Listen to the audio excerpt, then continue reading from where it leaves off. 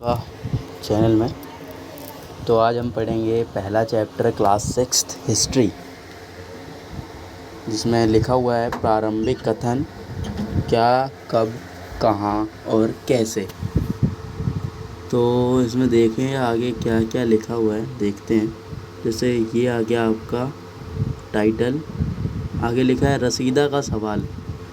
रसीदा बैठी अखबार पढ़ रही थी। अचानक उसकी निगाह एक सुर्खी पर पड़ी। 100 साल पहले वह सोचने लगी कि यह कोई कैसे जान सकता है कि इतने वर्षों पहले क्या हुआ था।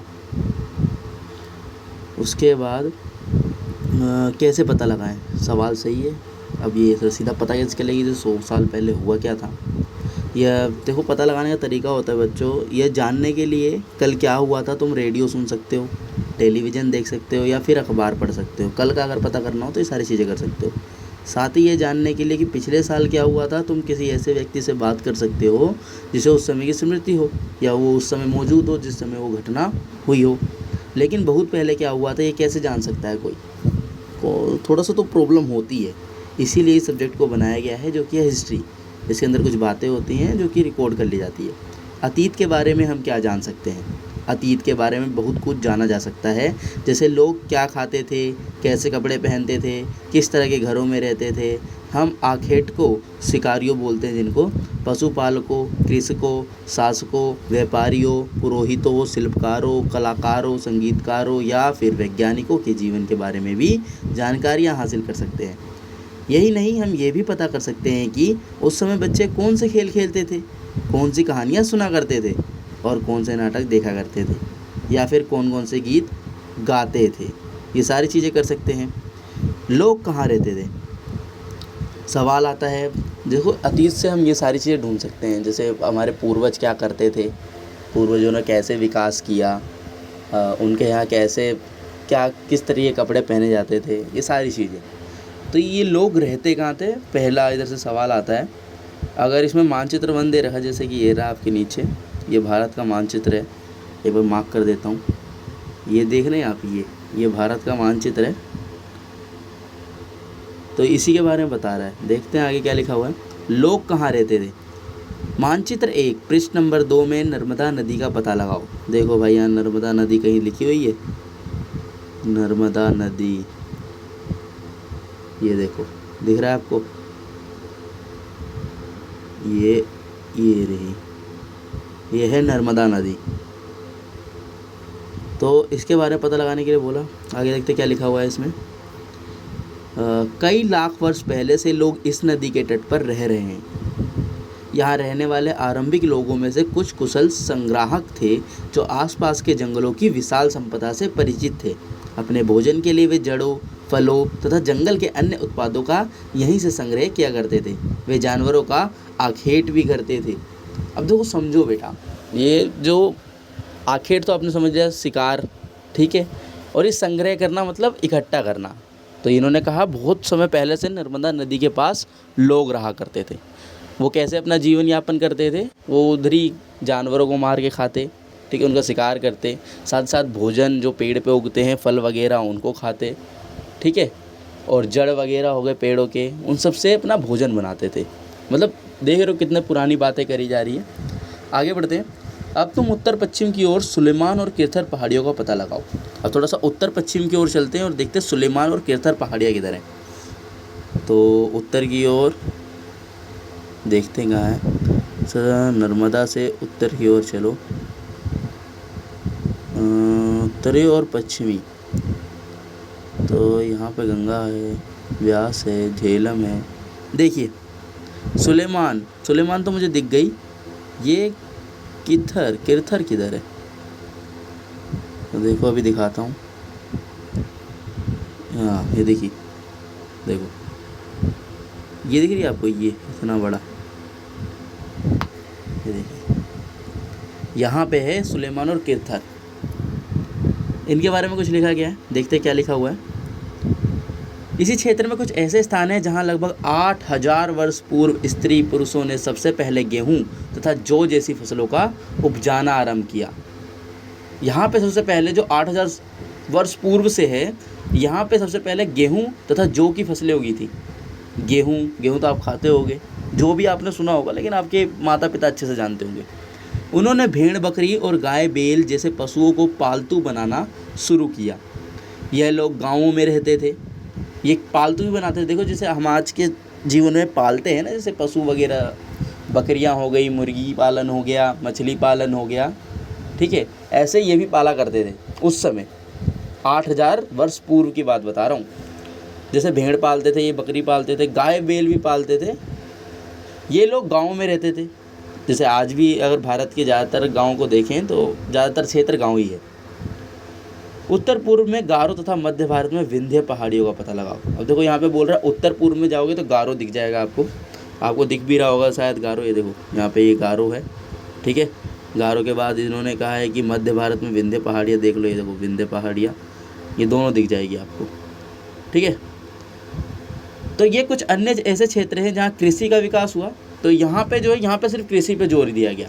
जैसे कि अगर यहाँ पे जाओगे आप किरथर और सुलेमान, तो यहाँ पे क्या हुआ था, यहाँ पे लोग पालन पोषण में मतलब कि जानवरों को पालते थे, ठीक है, और जौ वगैरह की फसलें उगाते थे, गेहूँ वगैरह उगाते थे। जबकि अगर विंध्य पहाड़ियों की ओर जाओगे और यहाँ गारो पहाड़ियों की ओर जाओगे तो यहाँ पे क्या था, यहाँ पे लोग कृषि पर ज़्यादा विकास देते थे, मतलब उगाने पर ही, ठीक है। आगे बढ़ते हैं। ये कुछ अन्य जैसे क्षेत्र है जहाँ कृषि का विकास हुआ, जहाँ सबसे पहले चावल उपजाया गया, और यही ऐसी जगह है जहाँ पे सबसे पहले चावल उगाया गया था। वे स्थान विंध्य के उत्तर में स्थित थे। अब विंध्य के उत्तर में देखोगे तो यहाँ यमुना नदी दिख रही होगी, चंबल दिख रहा होगा, गंगा नदी दिख रही होगी। तो यहाँ पे चावल वाला एरिया बता रहा है, ठीक है। तो आगे बढ़ते हैं।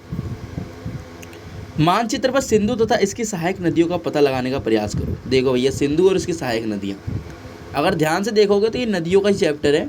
अब यहाँ सिंधु नदी दी हुई है, देखिए सिंधु नदी कहाँ है, आपको दिख रहा होगा। सिंधु नदी के कितने सारे पार्ट निकले हुए हैं, मोस्ट इम्पोर्टेंट है, देखो ये दिख रहा है आपको। देखो सिंधु नदी में क्या क्या चीज़ है, सिंधु नदी है, ये पहले यहाँ से जा रही है, यहाँ से इधर से गई, फिर आगे जा रही है, तो ये देखो झेलम नदी में बदल रही है, फिर चेनाब नदी में, फिर रावी नदी में, और फिर सतलुज नदी में। फिर आगे जाती है वही नदी, फिर चेंज होती है, तो वहाँ पे सतलुज नदी भी जाके आगे नदी में बढ़ती है, जिसमें एक व्यास नदी आ जाती है, देखोगे आप। तो ये देखो, ठीक है। तो ये सिंधु नदी के सब डिविडेंड्स हैं या पार्ट्स हैं। तो यहाँ पे आगे पढ़ते हैं। सहायक नदियाँ उन्हें कहते हैं जो एक बड़ी नदी में मिल जाती हैं। क्या कह रहा है, सहायक नदियाँ उन्हें कहते हैं जो एक बड़ी नदी में मिल जाती हैं। जैसे कि ये, अगर आप ये चारों देखोगे, झेलम नदी, चेनाब नदी, रावी नदी, सतलुज नदी और व्यास नदी, जाके सिंधु नदी बन रही है, ठीक है। और सिंधु नदी कहाँ जाके मिल रही है, अरब सागर की ओर। आगे बढ़ते हैं। लगभग 4700 वर्ष पूर्व इन्हीं नदियों के किनारे कुछ आरंभिक नगर फले फूले, और इन्हीं नदियों के पास कुछ नगर हुए। सबसे पहले नगर जो बोल रहे 4700 वर्ष पूर्व की बातें हैं। गंगा व इसकी सहायक नदियों किनारे तथा समुद्र तटवर्ती इलाकों में नगरों का विकास लगभग 2500 वर्ष पूर्व हुआ।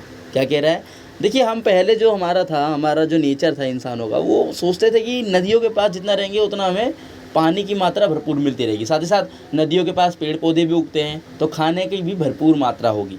तो ये हमारी माइंडसेट बन गया हमारे लोगों का कि हम नदियों के पास रहने लग गए। गंगा तथा इसकी सहायक नदी सोन का पता लगाओ। देखो ये सवाल दे रहा है, बार बार आपको पता लगाना पड़ेगा मैप में देख के। गंगा तथा इसकी सहायक नदी सोन। तो गंगा नदी सबसे बड़ी नदी है हमारे देश की। तो यहाँ पे आपको गंगा नदी दिख रही होगी, और यहाँ से देखो यमुना नदी मिल्क्स होकर यहाँ पे सोन नदी का निर्माण कर रही है। जब 3 नदियाँ आपस में मिल रही है, ध्यान से देखो, ये आ रही है हमारी गंगा नदी, जब ये यहाँ आती है इधर से देखो, ये नदी जो जा रही है ये हमारी सोन नदी दिख रही है। देखो ये है सोन नदी। तो इसके बारे में बता रहा है, आगे पढ़ते हैं इनके बारे में क्या है। गंगा के दक्षिण में इन नदियों के आसपास का क्षेत्र प्राचीन काल में मगध, वर्तमान बिहार के नाम से जाना जाता था। क्या बोल रहा है, ये जो गंगा तथा इसकी सहायक नदी सोन का, इसके इलाके में जो दक्षिण में नदी के आसपास का क्षेत्र जो है इनके दक्षिण में, उसको क्या कहा जाता था, इनके दक्षिण बोले तो ये देखो, ये दक्षिण, ये होता है दक्षिण। रुक जाओ, ये दक्षिण दिख रहा है, ये देखो, ये हो गया नॉर्थ, वेस्ट, ईस्ट और साउथ, ठीक है। तो ये हो गया दक्षिण। तो इनके दक्षिण में क्या था, मगध बोला जाता था। तो आपको अगर कोई पूछे कि बिहार का पुराना नाम क्या था, तो आप बता सकते हो कि मगध था, ठीक है। आगे देखते हैं बच्चों क्या लिखा हुआ है। वर्तमान बिहार के नाम से जाना जाता था। इसके शासक बहुत शक्तिशाली थे। और उन्होंने एक विशाल राज्य स्थापित किया था। देश के अन्य हिस्सों में भी ऐसे राज्यों की स्थापना की गई थी। लोगों ने सदैव उपमहाद्वीप के एक हिस्से से दूसरे हिस्से तक यात्रा की। क्या कह रहा है बच्चों कि लोग जो थे वो हमेशा उपमहाद्वीपों के एक हिस्से से दूसरे हिस्से में जाते रहते थे। क्यों जाते थे? अपनी पालन पोषण के लिए जाते थे। ठीक है, अभी भी देखोगे तो लोग बाग जाते हैं एक क्षेत्र छोड़ के दूसरे क्षेत्र में, ताकि वो अच्छा रोजगार ले सके। ठीक इसी प्रकार लोग पहले के समय क्या चाहते थे? रोजगार नहीं चाहते थे, उनको चाहिए था भोजन। तो वो एक उपमहाद्वीप में अलग अलग हिस्सों में जाते थे, तो वहाँ पे वेराइटीज़ ऑफ फूड मिलती थी। ठीक है, वेराइटीज़ ऑफ कपड़े मिलते थे, वेराइटीज़ ऑफ नेचर मिलता था, ये सारी चीज़ें मिलती थी। कभी कभी हिमालय जैसे ऊंचे पर्वत पे देख लो, पहाड़ियाँ देख लो, रेगिस्तान देख लो, नदियाँ देख लो, समुद्र के कारण यहाँ जोखिम भरी होती है। अब देखो ये बता रहा कुछ ऐसी जगह होती है जहाँ पे जोखिम ज़्यादा होता है, जिनमें से होते हैं ऊंचे पर्वत हिमालय के, पहाड़ियाँ हैं, रेगिस्तान हो गया वहाँ पे गर्मी ज़्यादा होती है, आपको पता ही है, नदियाँ हो गई, समुंदर हो गए। फिर भी ये यात्रा उनके लिए असंभव नहीं थी। अतः कभी लोग काम की तलाश में तो कभी प्राकृतिक आपदाओं के कारण एक स्थान से दूसरे स्थान जाया करते थे। यहाँ पे दे दिया है कि कारण क्या था, बंदे लोग जाते क्यों थे। तो कह रहा है अतः कभी लोग काम की तलाश में तो कभी प्राकृतिक आपदाओं के कारण एक स्थान से दूसरे स्थान जाया करते थे। ठीक है, ये लिख दिया बच्चों। कभी कभी सेनाएं दूसरे क्षेत्रों पर विजय हासिल करने के लिए जाती थी। इसके अतिरिक्त व्यापारी कभी काफिले में तो कभी जहाज़ों में अपने साथ मूल्यवान वस्तुएं लेकर एक स्थान से दूसरे स्थान जाते रहते थे। वही बातें हैं, एक व्यक्ति क्यों अपना देश गांव छोड़ के जाएगा? ताकि वो अच्छा रोजगार ले सके, अच्छे से पालन पोषण कर सके। ठीक है, आगे बढ़ते बच्चों। धार्मिक गुरु लोगों को शिक्षा और सलाह देते हुए एक गांव से दूसरे गांव तथा एक कस्बे से दूसरे कस्बे जाया करते थे। अब देखो उस समय भी धार्मिक गुरु हुआ करते थे, तो वो भी लोगों को शिक्षा दे के कहते थे, सलाह देते थे कि एक गांव से दूसरे गांव जाओ, वहाँ पे आपको अच्छे से जीवन यापन करने के लिए सारी चीज़ें उपलब्ध हो जाएगी। मतलब जो आपको संसाधन चाहिए वो सारे संसाधन वहाँ मिल जाएंगे। कुछ लोग नए और रोचक स्थानों की खोजने की चाह में उत्सुकतावश भी यात्रा किया करते थे। अब कुछ लोग ऐसे भी हुआ करते थे जो कि ट्रेवलर थे एक तरीके से, उनको मज़ा आता था नई नई चीज़ों को खोजना, नई नई चीज़ों में घुसना, उनको अच्छा लगता था उन सब चीज़ों में। इन सभी यात्राओं से लोगों को एक दूसरे के विचारों को जानने का अवसर मिला। मोस्ट इम्पॉर्टेंट पॉइंट है, समझो, क्योंकि आज के समय भी लोगों में बहुत कमी है। जितना आप लोगों से बात करोगे खुल के, उतना इंट्रोवर्ट आपका कम होगा, एक्सट्रोवर्ट बनोगे। तो आगे बढ़ते हैं बच्चों, क्या कह रहा है? इन सभी यात्राओं से लोगों को एक दूसरे के विचारों को जानने का अवसर मिलता था। उनकी विचारधारा देख पाते थे कि वो सोचते किस प्रकार हैं, किसी चीज़ को, किसी पॉइंट को किस प्रकार से लेते हैं। ठीक है, तो बच्चों आज की क्लास में बहुत है, हमने यहाँ तक पढ़ लिया है कि लोग जाया क्यों करते थे, हमने नदियों के बारे में जाना। अब आगे पढ़ेंगे हम आज लोग यात्राएं क्यों करते हैं नेक्स्ट वीडियो में। आपने इतनी लंबी वीडियो देखी है, इसके लिए बहुत बहुत धन्यवाद, नहीं तो वीडियो बहुत लंबी हो रही है। ठीक है, तो मिलते हैं नेक्स्ट वीडियो में, देखते रहिएगा रीड एंड लर्न।